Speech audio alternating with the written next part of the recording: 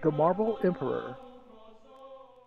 Constantine XI was the last Eastern Roman emperor to reign in Constantinople. He was crowned on January 6, 1449.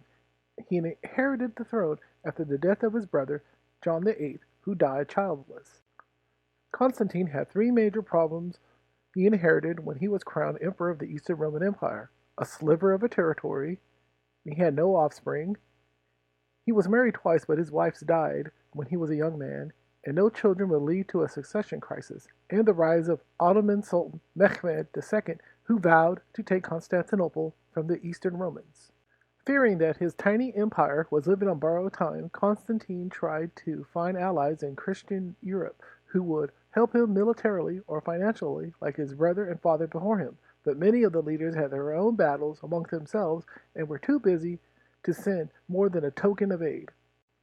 He sent letters to the Doge of Venice, Francisco Foscari, but he made a treaty with the Ottomans which would be financially beneficial for both nations, and he just declined. He tried Pope Nicholas V, who wanted Constantine to try and persuade the Orthodox Church to reunite with the Roman Catholic Church. The Pope eventually sent Cardinal Isidore of Kiev along with 200 soldiers a year later in 1452 with the promise of uniting the two holy churches in the future.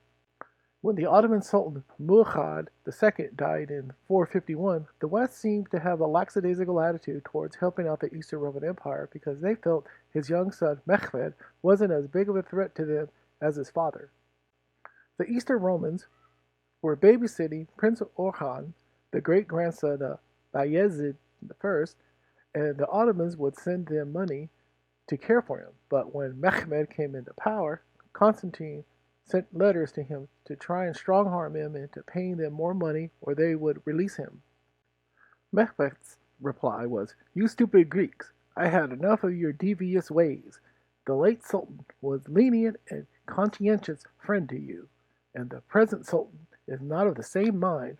If Constantine eludes his bold and impetuous grasp, it will only be because God continues to overlook your cunning and wicked schemes. You are fools to think you can frighten us with your fantasies, and that when the ink on our recent treaty is barely dry, we are not children without strength or reason. If you think you can start something, then do so. If you want to proclaim Orhan as Sultan in Thrace, go ahead. If you want to bring the Hungarians across the Danube, let them come. If you want to try and recover the places which you lost, try it. But know this, you will make no headway in any of these things. All that you will achieve is to lose what little you still have." This was all the excuse Mehmed needed to invade Constantinople and stomp out what little was left of the once great and mighty Eastern Roman Empire. The 46-year-old Constantine had no idea how ambitious the young Sultan Mehmed was, and he would soon find out as the Ottoman Turks were showing signs that they were going to invade Constantinople, and there was nothing he could do to stop them. The next year, in 1452, he could only watch in horror as the Ottoman Turks built the Rumelisari castle across the Strait of the Bosphorus, which was nicknamed the Throat Cutter.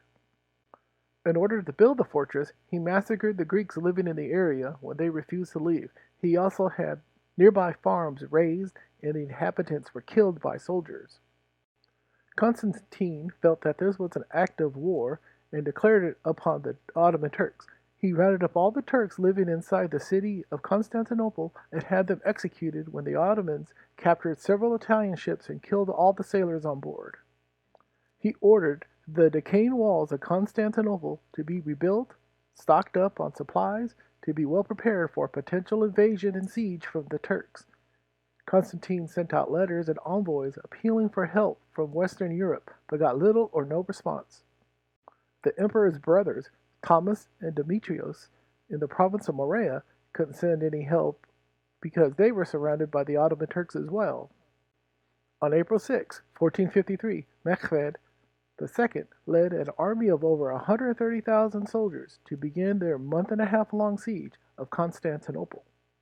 Constantine had about 10,000 desperate dudes inside Constantinople ready to die for the cause.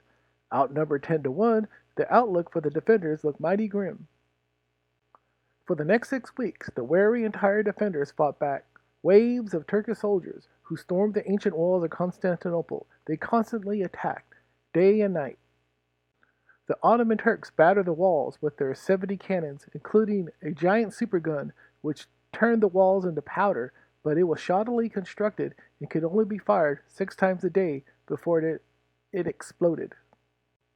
On May 29, 1453, the siege of Constantinople was over as the Ottoman Turks were able to break through the walls and sack the city. Constantine tried to rally his troops, but the numbers were too much for the defenders and they were crushed.